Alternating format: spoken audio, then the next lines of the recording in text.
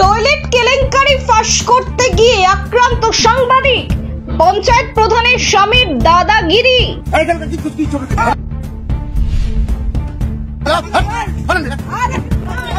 প্রধানের স্বামী আমার প্রতি চড়াও হয়ে আমাকে তেড়ে আমার মোবাইল কেড়ে নিতে যায় এবং আমাকে মারধর করে। প্রধান আছে, এক্সিকিউটিভ আছে, এদেরকে আন্ডারস্ট্যান্ডিং করে টাকা তুলে নিজে আত্মসাৎ করেছে জনগণের টাকা। যেখানে টয়লেট হওয়ার কথা ছিল আপনারা গিয়ে দেখতে পারেন সেখানে কোনো টয়লেট নাই। ইসলামপুর থানার ওসিকে ওই পঞ্চায়েত প্রধান এবং তার সাঙ্গপাঙ্গদের তাদের গ্রেপ্তার করে কঠোর ব্যবস্থা নিতে হবে। মুর্শিদাবাদ জেলার রানীনগর 1 নম্বর ব্লকের হেরামপুর গ্রাম পঞ্চায়েতের চাঞ্চল্য।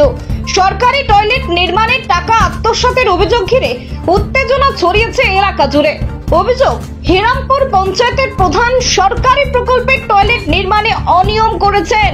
বিরোধী সদস্যরা মুখ্যমন্ত্রী সহ একাধিক সরকারি দপ্তরে লিখিতভাবে অভিযোগ জানান প্রধানের বিরুদ্ধে সরকারি অর্থ আত্মসাতের।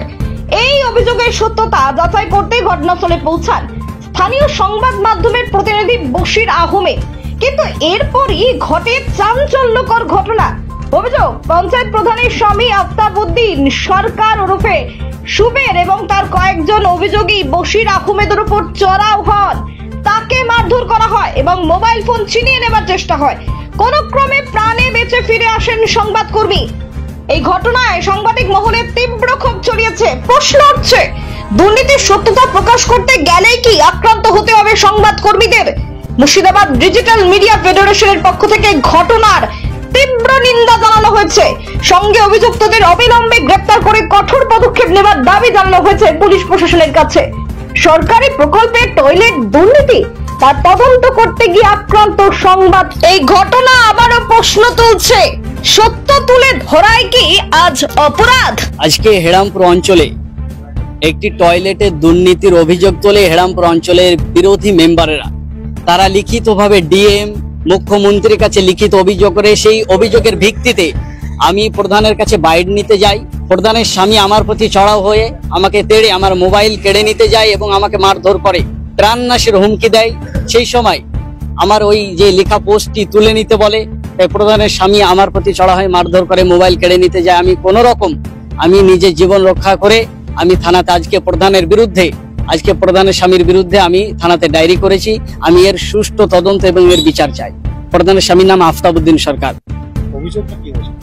অভিযোগটা হয়েছিল বলতে হেরামপুর অঞ্চলে বিরোধী যে মেম্বার গুলো রয়েছে তারা বলছে একটি জায়গাতে টয়লেট হওয়ার কথা, সেই টয়লেট হয়নি সেই জায়গাটায় এবং তার টাকা তুলে নিয়েছে। এবং এই অভিযোগে তারা লিখিতভাবে ডিএম মুখ্যমন্ত্রীর কাছে অভিযোগ করে। আমার কাছে সমস্ত প্রুফ রয়েছে।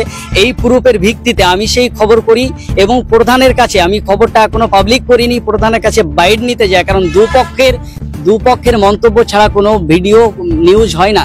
সেজন্য আমি প্রধানের কাছে বাইট নিতে গেলে প্রধানের স্বামী আফতাবউদ্দিন সরকার আমার প্রতি চড়াও হয় এবং আমার মোবাইল কেড়ে নিতে যায়, আমাকে প্রাণনাশের হুমকি দেয় এবং মারধর করে। তারই ভিত্তিতে আজকে আমি ইসলামপুর থানায় সে প্রধানের স্বামী আফতাবউদ্দিন সরকারের বিরুদ্ধে ইসলামপুর থানায় আমি ডায়েরি করেছি। আমি এর সঠিক তদন্ত এবং সঠিক বিচার চাই। আমার নাম বশির আহমেদ। আমি টাকা পঞ্চায়েতের প্রধান তুলে নিয়েছে। ও ব্যক্তিগত যে তৃণমূল কংগ্রেসের প্রধান আছে, তারা এনএস আছে, প্রধান আছে, এক্সিকিউটিভ আছে, এদেরকে আন্ডারস্ট্যান্ডিং করে টাকা তুলে নিজে আত্মসাৎ করেছে জনগণের টাকা। যেখানে টয়লেট হওয়ার কথা ছিল আপনারা গিয়ে দেখতে পারেন সেখানে কোনো টয়লেট নাই। আজ পর্যন্ত 2023-24 এটা টেন্ডার ছিল, 2023-24 থেকে এটা 25 সাল এখনো কোনো টেন্ডার হয় না, অথচ টাকাটা আমাদের বিলটা উঠে গেছে। এদের আমাদের কাছে তথ্য প্রমাণ সবকিছু আছে। অবশ্যই আমাদের কাছে প্রমাণ আছে, বিল উঠে গেছে। তাহলে জনগণের কাজ, জনগণকে আমাদের ওই জায়গায় বুঝিয়ে দেওয়ার কথা, অথচ জনগণের কাজ হয়নি, বিলটা উঠে গেছে। তাহলে টাকাটা কে খাবে? প্রধান নিঃসন্দেহে খেয়ে নিয়েছে।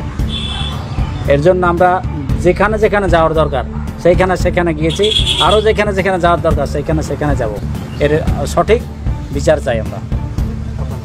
আমার নাম রফিকুল ইসলাম, হেরামপুর পঞ্চায়েতের বিরোধী দলনেতা। বশির আহমদ সে লোকাল একজন সাংবাদিক, আর সে সাংবাদিকতা করতে গিয়ে আক্রমণ হলো। এটা একটা নিন্দনীয় ঘটনা। তার কারণে এই সাংবাদিকরা আছে বলে পলিটিক্যাল যারা লিডার তারা কিন্তু এই আমাদের থেকেই নিউজ করে, তারা কিন্তু বিভিন্ন রকম তাদের বক্তব্য জানায় এবং সেটা এলাকার মানুষ কিন্তু জানতে পারে। একটা পঞ্চায়েত প্রধানের স্বামী, তার সাহস কি করা হয় যে একটা সাংবাদিকের গায়ে হাত দেওয়া? তাই মুর্শিদাবাদ ডিজিটাল মিডিয়া ফেডারেশনের 115 জন সদস্য যারা আছি, আমরা কিন্তু ভবিষ্যতে ইসলামপুর থানার ওসি যদি কোনো রকম ব্যবস্থা না হয়, পরবর্তীকালে কিন্তু আমরা ওই থানাতে গিয়ে বসে পড়বো। ওখানকার ওসিকে কিন্তু তার উত্তর দিতে হবে কেন ব্যবস্থা নেওয়া হলো না। আমরা ডিজিটাল মিডিয়া ফেডারেশন এখন শুধুমাত্র এই মুর্শিদাবাদ না, গোটা পশ্চিমবঙ্গের মধ্যে সবচেয়ে বড় সাংবাদিকদের সংগঠন। আর সেই ডিজিটাল মিডিয়া ফেডারেশনের মধ্যে মুর্শিদাবাদও আমাদের সব থেকে বড় সংগঠন। আর তার গায়ে যদি কেউ মনে করে আঁচড় দেব, তার ব্যবস্থা কিন্তু আমরাও নিতে পারি। তার কারণ গণতন্ত্রের চতুর্থ স্তম্ভ মিডিয়া আজকে ছোট বড় হয়তো কেউ ভাবছে, কিন্তু আমরা মোটেই না। ডিজিটাল মিডিয়া ফেডারেশন এখন মেইন স্ট্রিম মিডিয়াগুলো আছে, তারাও কিন্তু এখন ডিজিটাল প্ল্যাটফর্মে চলে এসেছে, অর্থাৎ তাদের খবরও ইউটিউব ফেসবুকে এখন ছাড়ে। তা সুতরাং আমরা কোনো মতেই যে ডিজিটাল মিডিয়া সাংবাদিক বলে আমরা কোনো মতে ফেলনা নয়। ইসলামপুর থানার ওসিকে ওই পঞ্চায়েত প্রধান এবং তার সাঙ্গপাঙ্গদের তাদের গ্রেপ্তার করে কঠোর ব্যবস্থা নিতে হবে। আমার নাম স্বপন কারিকর, রাজ্য ডিজিটাল মিডিয়া ফেডারেশনের সহসভাপতি এবং মুর্শিদাবাদ জেলা ডিজিটাল মিডিয়া ফেডারেশনের সভাপতি।